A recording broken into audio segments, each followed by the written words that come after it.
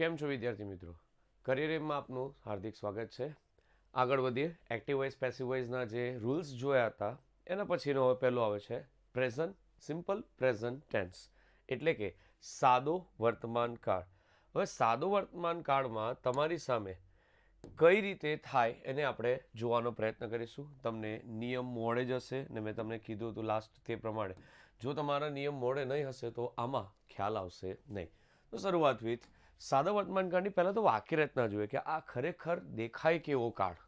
સાદો વર્તમાન કાળ આપણને ખબર છે અંગ્રેજીમાં એને સિમ્પલ પ્રેઝન્ટ ટેન્સ કહેવાય, ગુજરાતીમાં સાદો વર્તમાન કાળ.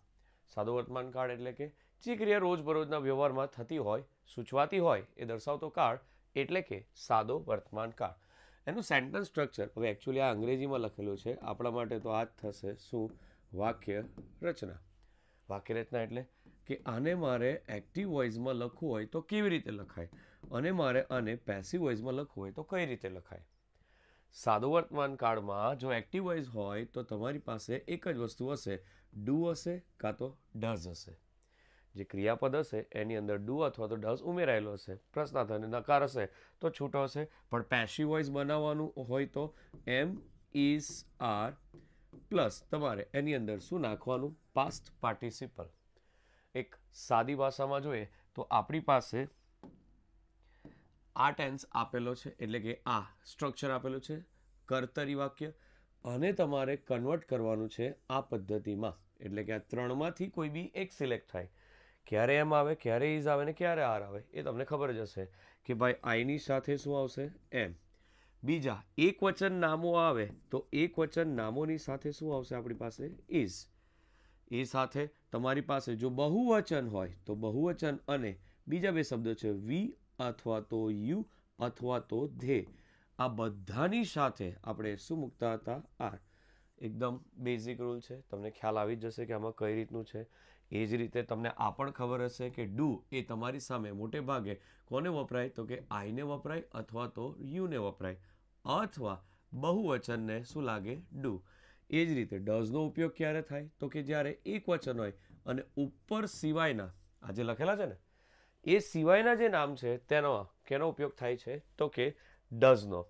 ફરી એકવાર આપણે ખાલી આટલું જ જોવાનું છે, એટલે કે વાક્ય રચના શું કહે છે? વાક્ય રચના આપણી વાક્ય રચનામાં જો એક્ટિવ વોઇસ હોય, પાછું લખું છું કારણ કે મેઇન જે જોવાનું છે તે આ જ છે, ખાલી શું યાદ રાખશો?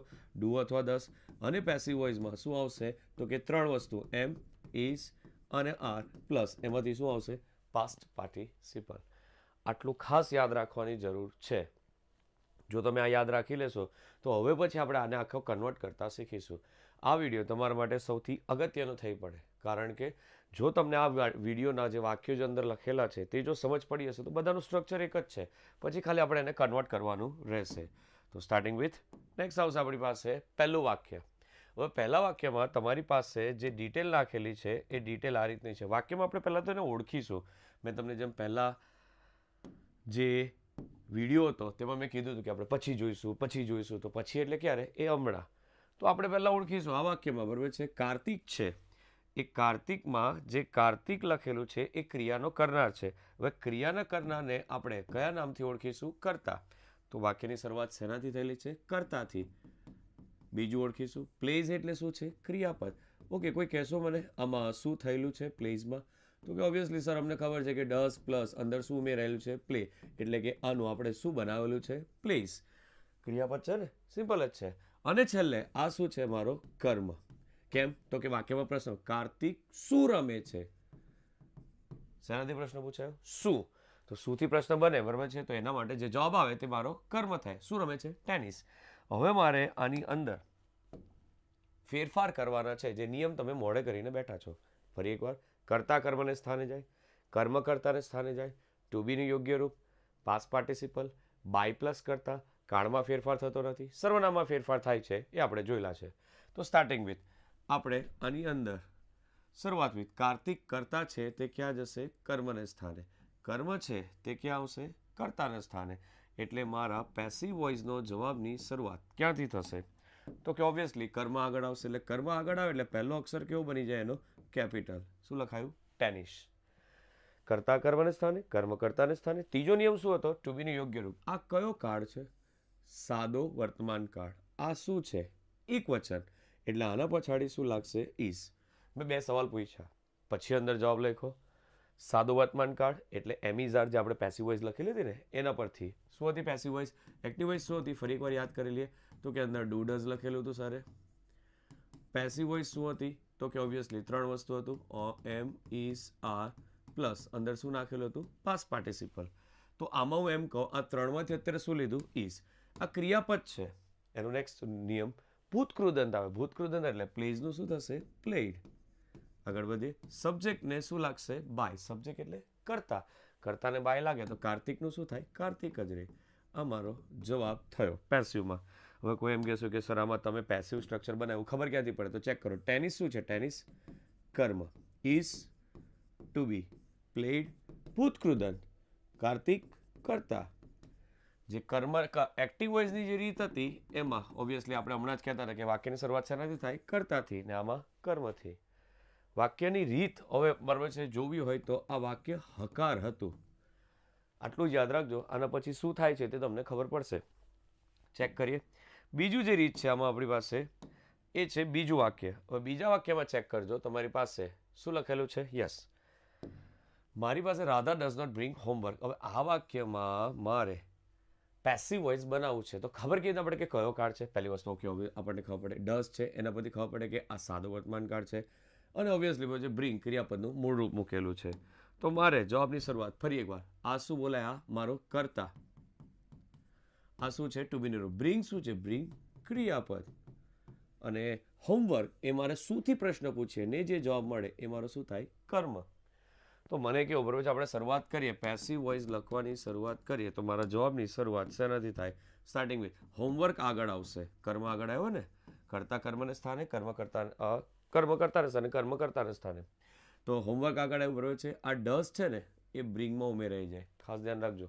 ડઝનું રૂપાંતર નથી કરતા ઇઝમાં, કારણ કે ત્રીજો નિયમ છે ટુ બીનું યોગ્ય રૂપ. તો હોમવર્ક ઇઝ. હવે જો નકાર હોય ને તો નકાર લઈ લેવાનું ડાયરેક્ટ. શું લખું? નોટ. નકાર હોય તો એ નકારને બેઠું લઈ લેવાનું, કઈ ચિંતા નહીં કરવાની. પણ આ ડઝનું ઇઝ નથી કર્યું, એ ખાસ ધ્યાન રાખજો. અત્યારે બ્રિંગ્સ છે પણ આપણને ખબર છે ક્રિયાપદનું ભૂતકૃદંતનું રૂપ. તો બ્રિંગનું શું થશે? બ્રોટ. BROUGHT.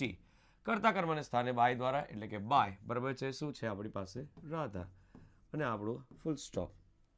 ખ્યાલ આવશે? પેસિવમાં ઓળખીએ શું લખ્યું આપણને ખબર તો પડે ને. સ્ટાર્ટિંગ વિથ હોમવર્ક શું છે મારો? કર્મ. કર્મ આઈ લો, કર્મ છે ને આગળ આવી ગયો. ઇઝ ટુ બીનું રૂપ છે, નોટ નકાર છે, બ્રોટ એ મારું શું છે? પાસ્ટ પાર્ટિસિપલ એટલે કે ભૂતકૃદંત. અને રાધા શું છે મારી? કર્તા. ખ્યાલ આવશે?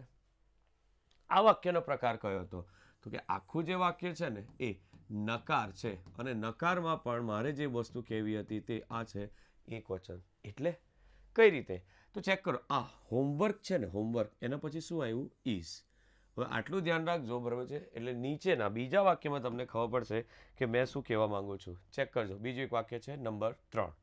હવે આ 3 નંબરમાં હું જે બોલું છું તે બરાબર છે કે બહુવચનનો ટોન છે એવું ક્યાંથી ખબર પડે? તો સ્ટાર્ટિંગ વિથ આમાં તમારી પાસે ઓળખવાનો પ્રયત્ન કરે. વી શું છે? વી ફરી એકવાર ક્રિયાનો કરનાર, કર્તા કહેવાય. ડુ ટુ બીનું રૂપ કહેવાય. નોટ નકાર છે. સી એ મારું શું થાય? ક્રિયાપદ. અને ફિલ્મ્સ એ મારું શું થાય? કર્મ. ફરી એકવાર જેમ આપણે શીખેલા હતા તેમ એકને એક જ રૂલ્સ ચાલશે. કર્તા કર્મને સ્થાને, કર્મ કર્તાને સ્થાને. મારે પેસિવ વોઇસ બનાવવું છે તો જવાબની શરૂઆત બરાબર છે શું આવશે આગળ? ફિલ્મ્સ. જે 1 મિનિટ પહેલા હું કહી ગયો તે. આ ફિલ્મ્સ એ એક વચન કે બહુવચન? ઓબ્વિયસલી બહુવચન છે. તો આ ડુ છે ને ક્યાં ઉમેરાઈ જાય છે? જેમ આગળ કીધું તેમ સીમાં. હવે સી થઈ ગયું. સીની અંદર ડુ ઉમેરાય તો સી જ થાય. આ તો ખબર પડે ને. C plus do is equal to શું આવશે? સી જ. તો ફિલ્મ્સ છે બહુવચન છે. આના પરથી ખબર પડશે મને કે આ સાદો વર્તમાન કાળ છે. આના પરથી ખબર પડશે કે આ બહુવચન છે. એટલા માટે જે રચના હતી એ પ્રમાણે બરાબર છે. ટુ બીનું રૂપ શું આવતું હતું? આર. પાસ્ટ પાર્ટિસિપલ મૂકવા પહેલા વચ્ચે વસ્તુ એક નવી છે. શું છે અહીંયા? નોટ. કંઈ ફરક નહીં પડે. નોટ. Past participle. સીનું પાસ્ટ પાર્ટિસિપલ શું થાય? સીન. See saw scene.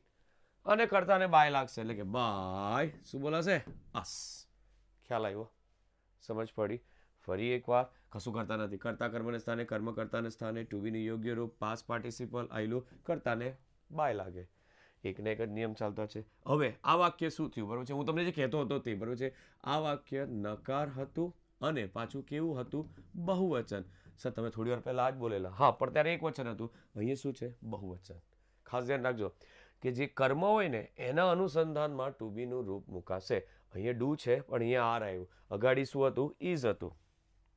એ જ રીતે આગળ નેક્સ્ટ રીત જોઈએ આપણે.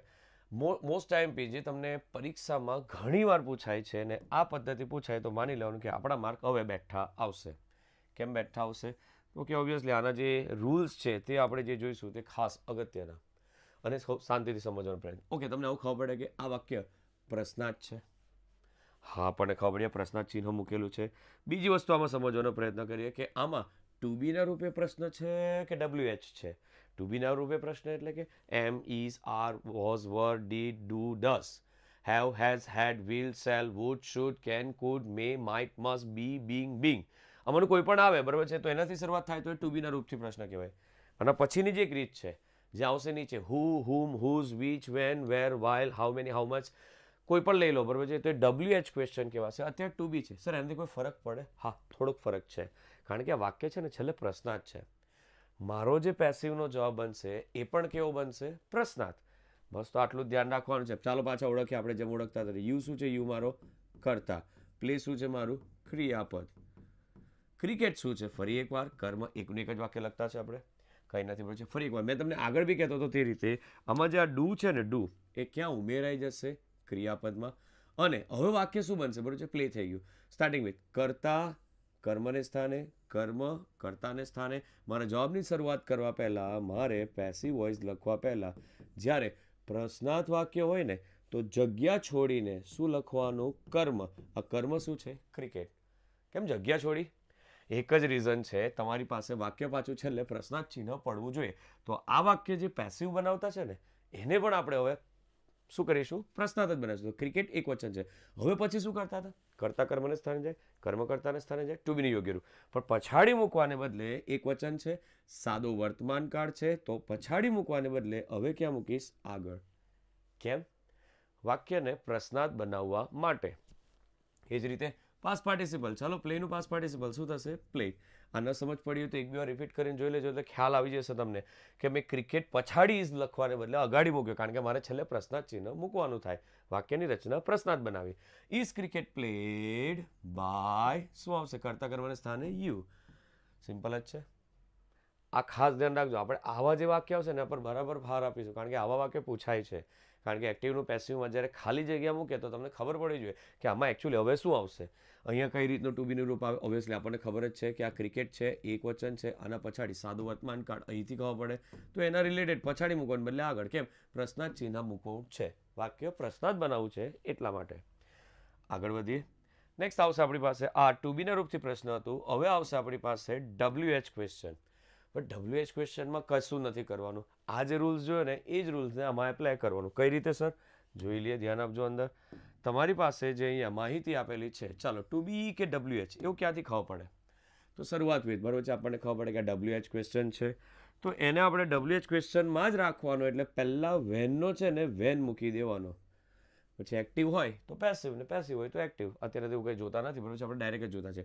તો પહેલાં મેં વેન લખી દીધું. પછી બધા નિયમ એપ્લાય કરીશું. ચાલો કર્તા કર્મને સ્થાને જાય, જરાક આપણે એરા મારીએ એટલે આપણને ખબર પડે. ચાલો કર્તા કોણ છે, શી. આ શી મારો કર્તા થયો. ઈટ મારું શું થયું, ક્રિયાપદ.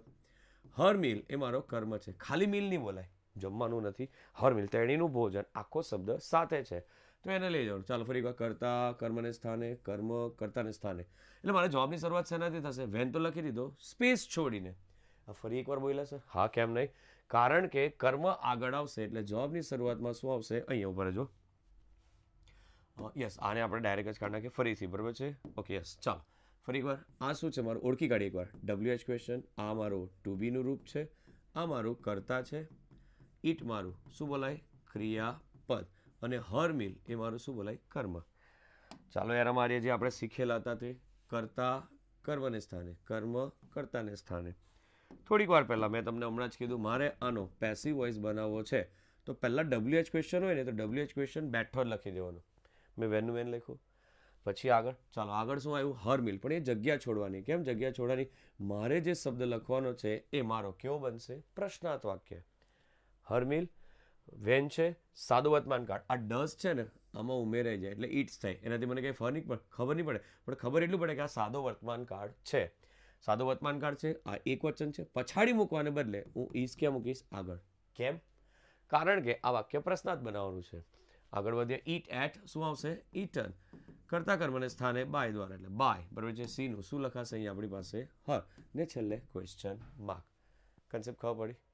સિમ્પલ જ છે. ફરી એકવાર WHમાં ખાલી આટલું જ કરવાનું છે. પહેલાં આ મૂકી દેવાનું, પછી આગળ જે 4 નંબરનું જોયું ને એના જ રૂલ્સને આપણે કન્વર્ટ કરવાના છે, એઝ ઇટ ઇઝ પાછા લખવાના છે. ને એક છેલ્લી રીત જે તમારામાં ઘણી વાર પૂછાઈ જાય તો આપણને આવડી જાય, જો કે કશું કરવાનું નથી. WHનો જ એક પાર્ટ છે જેનું લખેલું છે અંદર હુ ડ્રિંક્સ કોફી. છે કે શબ્દ છે કે આપણી પાસે? હવે કોણ કોફી પી છે? તો એના માટે કરવાનું આટલું જ છે કે આને ઓળખતા આવડવું જોઈએ. ચાલો ફરી એકવાર આપણે પહેલાં ઓળખી કાઢીએ એટલે આપણને ખબર પડે. આ હુ એટલે કોણ? સર WH ક્વેશ્ચન, આપણને ખબર પડે. ડ્રિંક્સ એટલે પીવું, ક્રિયાપદ છે. આની અંદર શું ઉમેરાયેલું છે તમને ખબર જ હશે. Drink plus does. કોફી એ શું છે? મારો કર્મ. કોઈને કંઈ ખબર પડી? શું મિસિંગ છે આમાં? યસ, તમે ધારી શકો છો. અહીંયા કંઈક હતું. શું હતું? કરતા. કરતા નથી તો કંઈ ફરક નહીં પડે. આપણે કરતાને શું લગાડતા હતા? બાય. હવે કરતાને બાય લગાડતા હતા ને તો આપણે હવે કંઈ નહીં કરવાનું. જે હુ છે ને એને જ બાય લગાડવાનો. પણ આ હુ છે ને એ કર્તાના સ્થાને છે, એ સબ્જેક્ટિવ કેસ કહેવાય. હવે સબ્જેક્ટિવ ઓબ્જેક્ટિવ કેસમાં ન ખબર પડે તો અત્યારે કંઈ નહીં. કર્તાને પ્રાધાન્ય આપતા આવ્યા, બરાબર છે. શબ્દના રૂપો છે જે સર્વનામમાં આવે. જસ્ટ લાઈક સબ્જેક્ટિવ કેસમાં આવે I, we, you, he, she, it, they. અને ઓબ્જેક્ટિવ કેસ એમાં આવું આવે, બરાબર છે. આઈનું શું થાય? મી. વીનું અસ. પેલું જ આપણે હમણાં રૂલ્સમાં જોયું હતું ને તે પ્રમાણે થાય. તો પણ અહીંયા જ્યારે હુ છે ને કરતા બતાવે તો એને રિલેટેડ શબ્દ આવશે કયો? હુમ, કે જે કર્મ વિભક્તિ દર્શાવે. હું અહીંયા બેઠો ના લખી શકાય કારણ કે હું કરતા વિભક્તિ દર્શાવે, આપણે કર્મ અને કર્મ વિભક્તિમાં સ્ટાર્ટ કરવું છે તો હુંથી તો કરતા થઈ જાય. એટલા માટે હુનું બીજું જે અપર રૂપ છે તે કયું લીધું? હુમ. જગ્યા છોડીને કર્મ આગળ લાવવાનું. સર કે પાછી જગ્યા? હા, છેલ્લા આપણે પ્રશ્નાર્થ ચિહ્ન મૂકેલું છે તે પાછું મૂકવાનું. સાદો વર્તમાન કાળ છે, એક વચન છે. પછાડી ઇઝ લખવાને બદલે હું ઇઝ ક્યાં લખીશ? આગળ. એ જ રૂલ થાય છે પાછા. Drinks to pass participle, drink drank શું આવશે? ડ્રંક. અને છેલ્લે ક્વેશ્ચન માર્ક. ખાસ ધ્યાન રાખજો, આમાં તમારી સામે આટલી જ માહિતી છે. કોઈએ ધ્યાન આપ્યું હોય તો, બરાબર છે. આપણે શું કર્યું? કંઈ નહીં. નંબર 1 પહેલું વાક્ય હતું ને એ હકાર જોયું. બીજું આપણે નકાર જોયું. નકારમાં કેવું હતું કોઈને ખબર હોય તો? એક વચન. ત્રીજું વાક્ય નકાર જ હતું અને પણ એમાં કેવું હતું? બહુવચન. કોઈને યાદ આવતું હોય તો ફિલ્મ્સ લખેલી હતી, પછી પછાડી આર આવતું હતું, વચ્ચે નોટ તો હતો. આ બંનેમાં વચ્ચે વધારાનો શું લખાતો હતો? નોટ. ચોથું વાક્ય આપણે કયું જોયું? પ્રશ્નાર્થ. પ્રશ્નાર્થમાં બી મેં તમને કીધું કઈ રીત હતી? Two B. ટુ બી એટલે કે do, does, did, am, is, are, એનાથી વાક્યની શરૂઆત થતી હતી. પાંચમું વાક્ય જોયું જે આની ઉપર જોયું તે પ્રશ્નાર્થ જ હતું, પણ એમાં કયાથી થતું? WH question. WH ક્વેશ્ચન એટલે જે વાક્યની શરૂઆત હુ, હુમ, હુઝ એવા પ્રશ્નથી થતી હોય તો. ને છઠ્ઠી રીત, બરાબર છે, જેને આપણે કયા નામથી ઓળખીશું? હુ વાળી રીત. દરેક ટેન્સમાં જે આ 5-6 વાક્ય છે ને એ બધામાં જ રિપીટ થશે. સાદો વર્તમાન કાળ, ચાલુ વર્તમાન કાળ, ચાલુ ભૂતકાળ, પૂર્ણ વર્તમાન કાળ, પૂર્ણ ભૂતકાળ, કોઈ પણ લઈ લો, બધામાં આ જ આવવાનું છે. પણ સ્ટ્રક્ચર આ રહેશે એટલે દરેકમાં થોડુંક ચેન્જીસ તો આવશે, પણ આ રીતનું છે. વિડીયો થોડોક લેન્ધી હતો પણ બરાબર છે, તમને સમજ પડી જાય એવો હતો. થોડુંક શાંતિથી જુઓ ને હજુ 1-2 તમે ટાઈમ્સ જોશો ને એટલે તમને ખબર પડશે કે અમારા સર એકચ્યુઅલી કરાવતા શું છે. તો એના માટે તમારે આ વસ્તુ જરાક જોશો તો તમને વધારે અંદાજ આવશે. ખ્યાલ આવ્યો? જો તમને કામ ગમ્યું હોય તો please like, comment and subscribe.